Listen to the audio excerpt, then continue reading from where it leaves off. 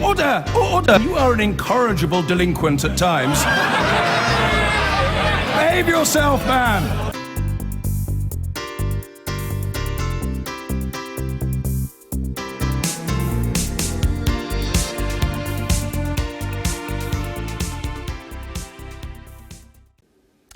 Here, a strike by post office workers has shut dozens of big branches around the country today.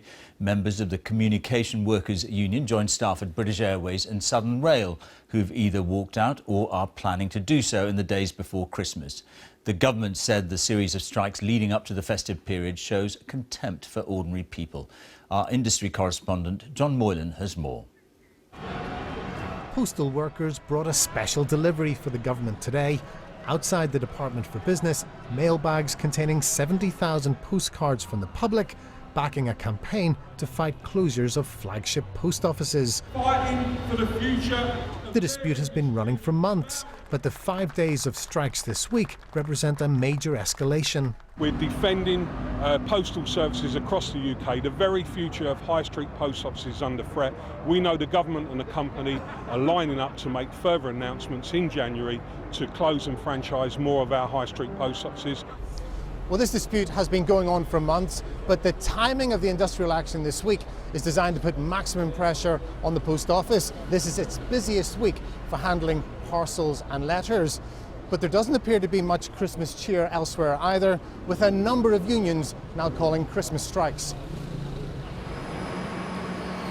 The holiday getaway could be hit, with Swissport baggage handlers set to strike this Friday and Saturday. It could affect some regional airports. And thousands of cabin crew at British Airways are also planning industrial action on Christmas Day and Boxing Day in a dispute over pay. BA insists it will run a full service. And the months of misery for Southern Rail passengers continues, as 400 conductors today began a 48-hour walkout. So should trade union powers be curbed? There is certainly a growing appetite both in Parliament and amongst the public to do something. We fully respect trade unions' rights to strike, but it has to be reasonable and proportionate, and I do feel they've been abusing the power they have as trade unions, and therefore some steps are needed. Save our NHS! 2016 has seen a jump in the number of working days lost to strikes. At around 300,000, it's up around 50% on the previous year. But go back in time and you'll see that compared to the 70s and 80s, strikes are at historically low levels. We're talking about a tiny number of disputes that we hope can still be resolved. What do you say to members of the public who see all these strikes this week and they think, what on earth are the unions playing at? I feel enormous sympathy for the public and really regret the disruption, as do the unions, who feel they have no alternative but to take this last resort. Dozens of city centre post offices were closed today, including this one in Glasgow, but the vast majority remained open. The action is set to continue until Christmas Eve. John Moylan, BBC News. Now, post office counters are closed, trains are cancelled and talks are underway to resolve a British Airways dispute which threatens to disrupt travel over Christmas. Number 10 today accused the unions of showing contempt for ordinary people, but they insist they're defending workers' pay and conditions. Southern Rail staff have walked out today and tomorrow in a dispute over the role of conductors. The action is causing more misery for the 300,000 passengers who use the service. Meanwhile, more than 1,500 UK airport staff, including check-in staff and baggage handlers, will strike for 48 hours from Friday in a long-running row with Swissport over pay and conditions. On top of that, 4,500 British Airways cabin crew will strike on Christmas Day and Boxing Day. And today, Weetabix staff announced they'll down tools sometime in the new year. To add to all that misery, post office workers are walking out today, tomorrow and Saturday, affecting around 300 branches, though most of them remain open. Here's our Home Affairs correspondent, Andy Davies. The Royal Mail would still be collecting letters, but the main post office in Keynsham near Bristol today was firmly shut, to evident dismay. Were you hoping to go into the post office? I was hoping to go, but unfortunately there's a damn big sign saying we have packed it in, so hard luck. Not very good. It's very inconvenient. I have the postcards and now I'm in the lurch really. 5 miles away at the post office in Kingswood, staff were outside on the first of their 3-day strike action. But here the doors were open, with managers inside manning the counter. There are just over 11,500 post office branches around the UK. Most are run as franchises. This strike involves only the so-called Crown post offices, the 286 still directly managed by the post office, most of which, it was claimed confidently today, had been kept open. It's had very little impact on our network. More than 97% of our network is run by independent sub-postmasters, so that's not affected. And of the 286 Crown branches which are potentially impacted, 250 of them are open as normal. You're on strike, but the post office is open. What are you actually achieving here? Well, the post office is open because it's staffed by managers. The vast majority of our staff up and down the UK are on strike today, defending their pensions, terms and conditions, and more importantly, the service for the general public and the business community. So what's at the heart of this dispute? Well, pension changes and job security feature, but a central issue is the post office's current enthusiasm for relocating some of its bigger branches into the retail sector. Increasingly, Crown post offices are being relocated into stores like WH Smith, who often become the new employers of the post office staff. Same service, longer opening hours for the customer, claims the post office. Inevitable decline, claims the union. I just think it's just another nail in the coffin for the post office, and it's about time the government stepped up the mark and tried to help us like the banks. As they took their message to Whitehall today, Santa's grotto and reindeer in tow, the government's response was distinctly unfestive. A spokesman for the Prime Minister claimed the strike action by these and others in the rail and airline industries this week was massively unwarranted and showed contempt for ordinary people. This was how they viewed the strikes back in Keynsham. It sucks because it's this time of year, but then I also understand people have dissatisfaction with their jobs, so how else do you get noticed? Well, it's all done for effect, isn't it? You know, crucial time. They're trying to make their demands really hit home. I have no sympathy. What do you think of the fact that there are quite a lot of strikes happening this week in the run-up to Christmas? Because that's maybe the only way they can get some impact, maybe. When well, choosing this week? Need it more this time of the year, don't they, people? Do you have some sympathy with that? Yes, I do. Everybody's on strike, the whole bloody world's on strike, as far as I can. So everybody wants something for nothing or for something or extra, God knows what.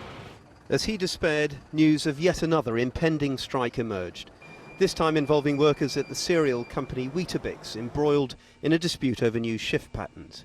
Their industrial action has been planned for the new year. Andy Davis reporting there.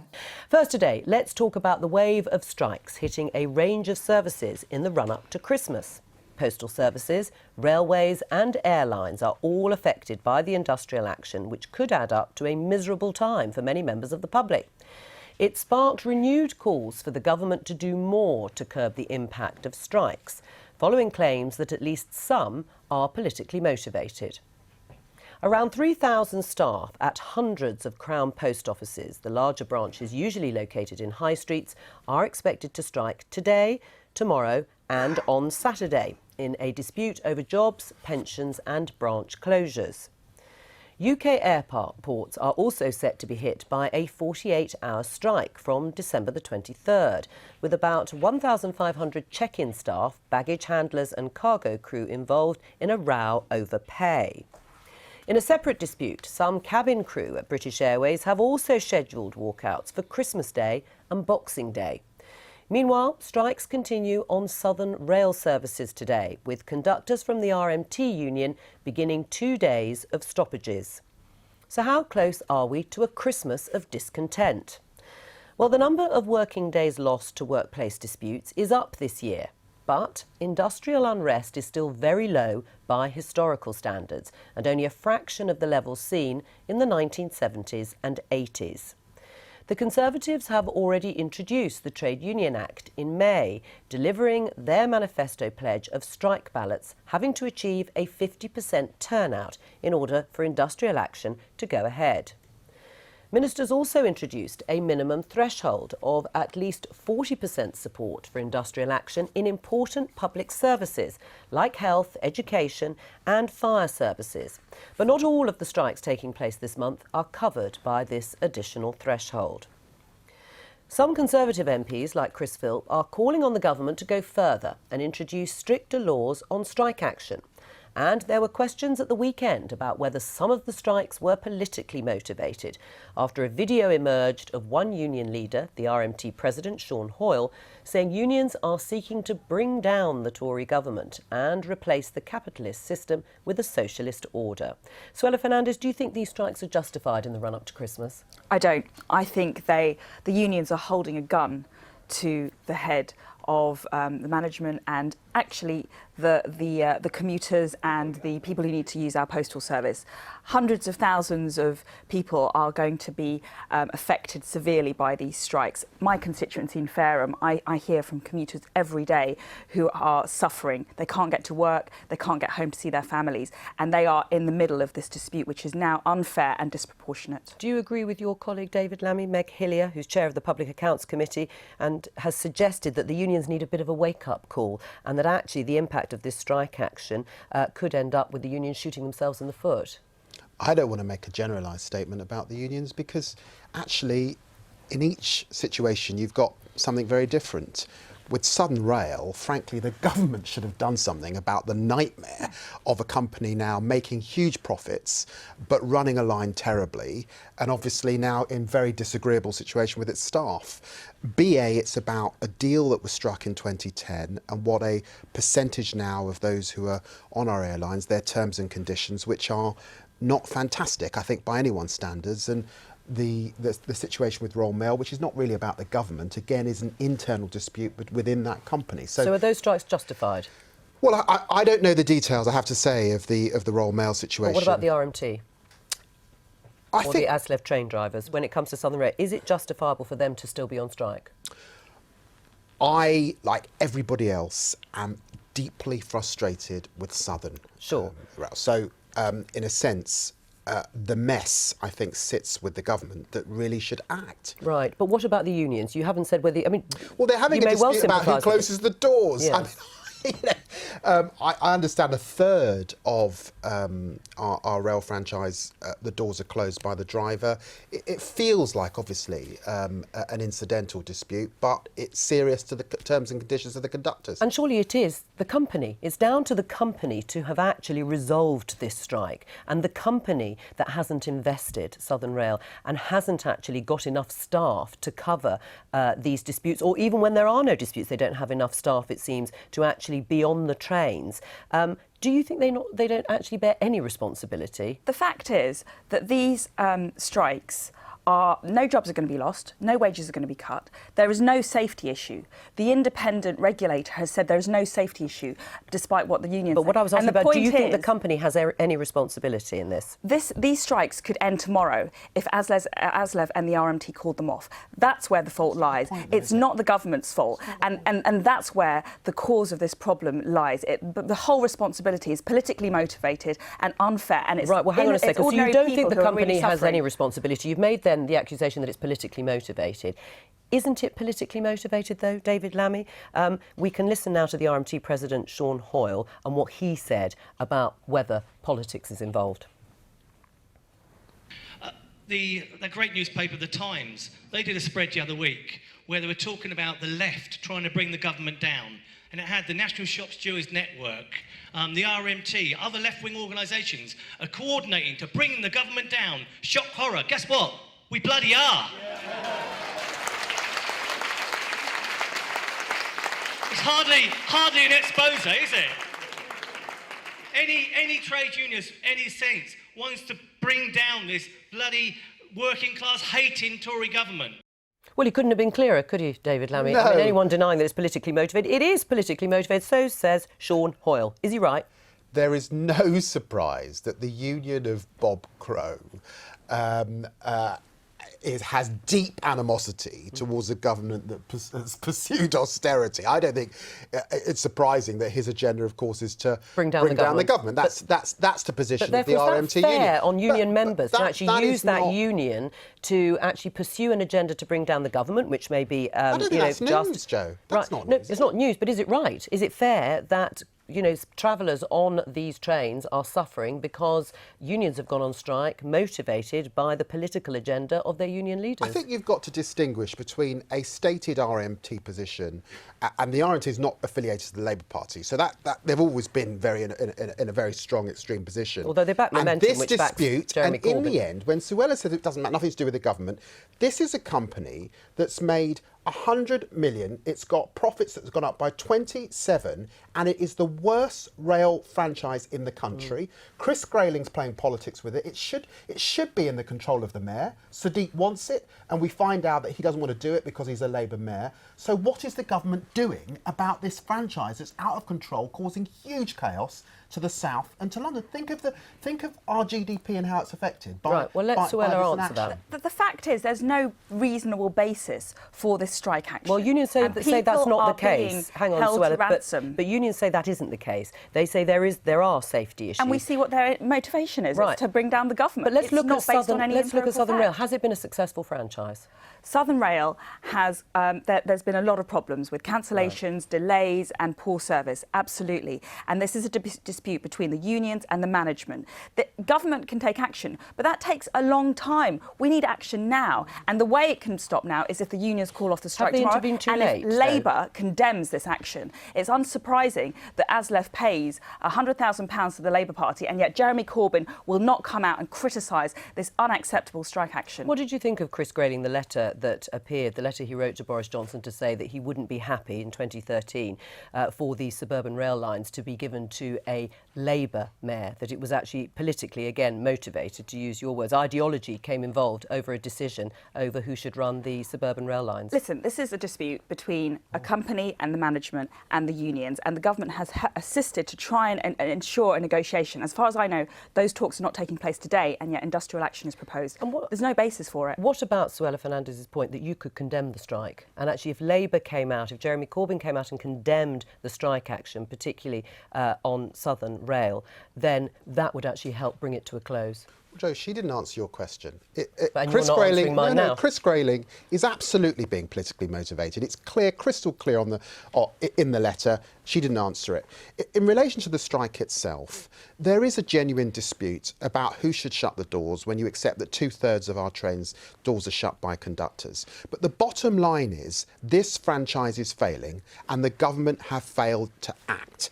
People are suffering and the government have failed to act. So it's not just a situation between management and the union. Right, let's talk about some of the suggestions about what might be done, because Chris Grayling said he wasn't ruling anything in, he's not ruling anything out. And the Conservative MP, Chris Philp, has suggested new laws to make strikes reasonable and proportionate. Things like maintaining a 50% level of service when strikes take place on critical public infrastructure and making it mandatory to attend mediation talks at ACAS when a strike is ongoing. Would you support that? I think that government can take action, but it takes a long time to get Acts of Parliament through the Lords and through Parliament. But on that, would you support it? And we need action now.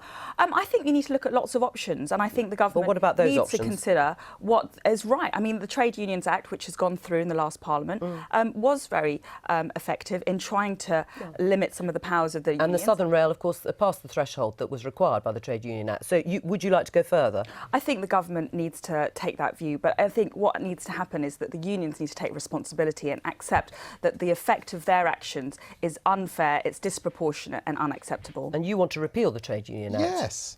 Look, so you want to make it even easier to strike? Strikes are down compared to the 70s and 80s. Well, the proportion is that was tiny. a long time ago, and 70s and 80s were not a good decade for strikes. Why are we wasting time taking bills through Parliament on trade unions when, relative to where we were in the 70s, nothing like the scale of strikes? It's much harder to strike anyway in Britain. Yes, we've got problems and disputes within companies. That will always happen between those who run public franchises and those who work for that.